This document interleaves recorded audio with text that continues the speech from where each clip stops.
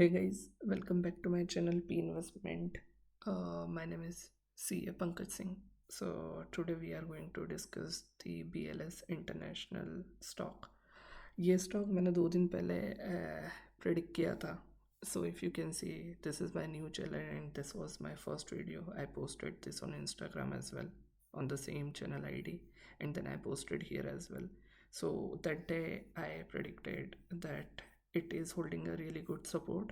So let's deep dive into the technical analysis and fundamental and the market news. So we'll combine all three together and we'll see what lies in the future. Okay. So the day when I was looking into this stock was 13th of October. So if I show you on a daily chart, इस दिन इसका news आया था कि ministry of external affairs ने इसको 2 साल के लिए टेंडर्स से एक्सक्लूड कर दिया है, न्यू टेंडर से. बट कंपनी का क्लैरिफिकेशन भी आ गया था उसी दिन. अगर आप मेरा ओल्ड वीडियो जाके देखेंगे, सो आई एक्सप्लेन्ड इन दैट कि कंपनी ने क्लैरिफिकेशन दे दिया था कि करंट परफॉर्मेंस जो है फाइनेंशियल ईयर की, उस पर कोई इम्पैक्ट नहीं आएगा. सो ये स्टॉक जैसी वो न्यूज़ आई थी, पहले 20% गिरा एंड देन 11% पे क्लोज हुआ था, तो 9% नीचे से रिकवर हुआ था. That day I made a video that it is holding really good support and it's a financially fundamentally very strong company by showing its financials. Okay, so now let's see. आज इसमें एक और news आया है और उसके बाद ये स्टॉक आज ऑलमोस्ट अपर सर्किट में गया है. अगर आप देखो तो 16% पॉजिटिव क्लोज हुआ है और एट अ वन पॉइंट इसने 20% के आसपास का हाई बनाया था.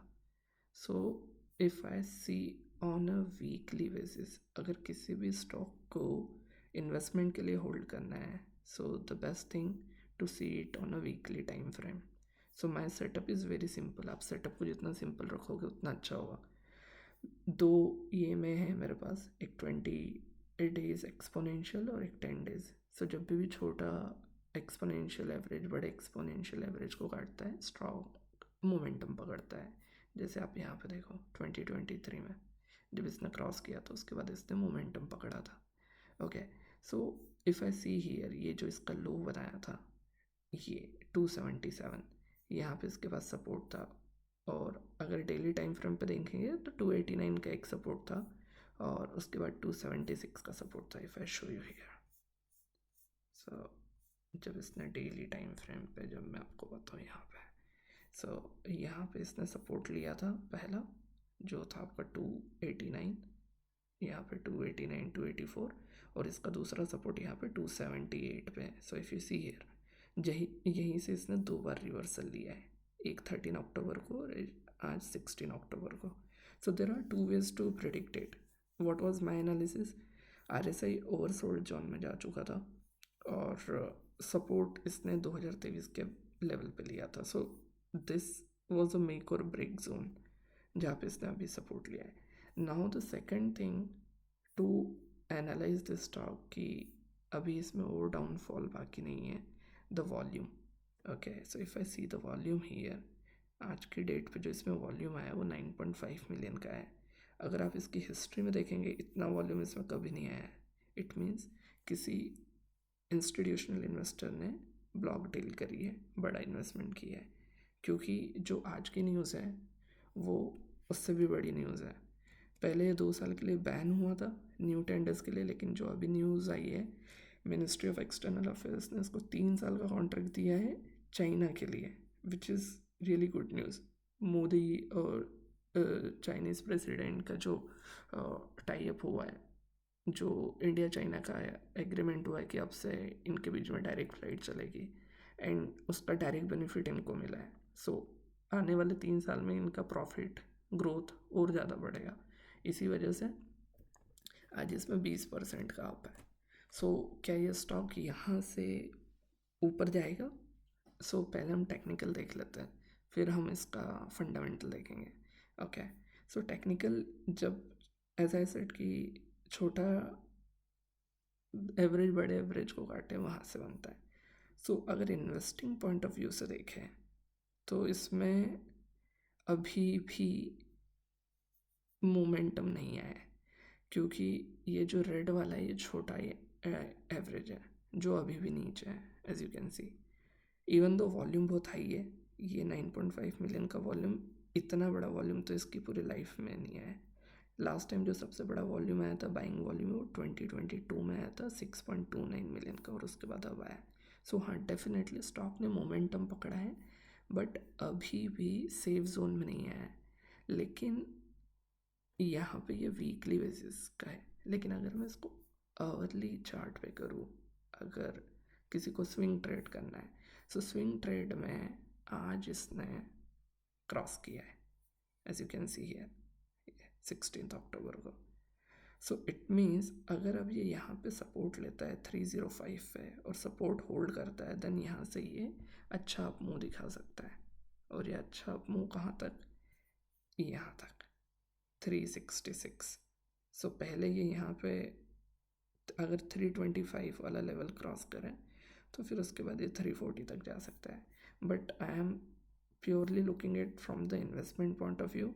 सो मुझे अभी यही लगता है कि ये स्टॉक में अभी फ़िलहाल में ये कंसोलिडेशन फेज़ में है, अनटिल एंड अनलेस ये जब तक क्रॉस इसको नहीं करे 330 को, जैसे कि आप आज भी देखो अगर इसको ध्यान से, तो ये नहीं क्रॉस कर पाया, ब्रेक नहीं कर पाया 20 डेमा को। इट मीन्स अब ये तब तक कंसोलिडेट करेगा जब तक इसमें वॉल्यूम अक्यूमुलेशन नहीं हो जाता।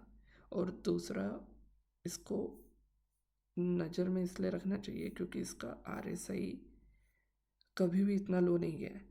It's very extremely oversold zone 30 के नीचे।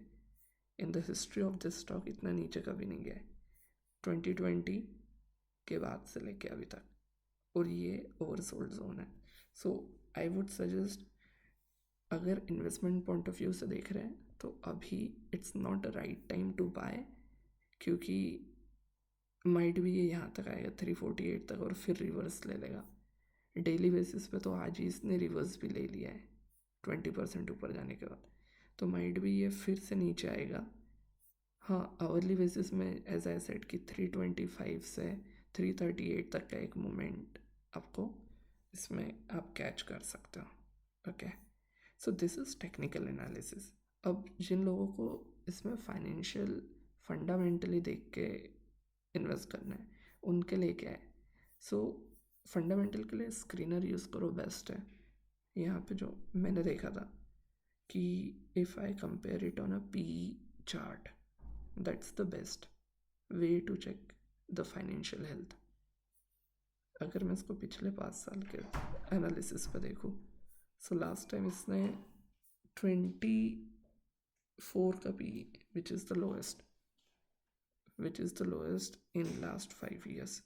Okay, so based on that I can say कि ये अभी cheapest प्राइस पे अवेलेबल है। ओके, इसको डीप डाइव एनालिसिस करने के लिए मुझे कमेंट सेक्शन में बताना, I can do a deep dive analysis. उसके लिए हम लोग एक अलग वीडियो बना सकते हैं। बट अगर अभी के पॉइंट ऑफ व्यू से देखूँ तो मुझे ये चीपेस्ट लगता है, क्योंकि अगर हम यहाँ पे इसके फंडामेंटल्स देखें, सो क्वार्टर ऑन क्वार्टर इसकी ग्रोथ काफ़ी अच्छी रही है। 59% रेवेन्यू में, प्रॉफिट आफ्टर टैक्स में 111% और EPS में 110%।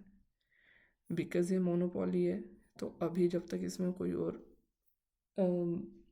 प्लेयर एंट्री नहीं मारेगा तब तक बेनिफिट होगा। और अभी जो इसको 3 साल का एक्स्ट्रा बेनिफिट मिला है चाइना वाले वीज़ा प्रोसेसिंग के लिए, उससे इसको और ज़्यादा बेनिफिट मिलेगा।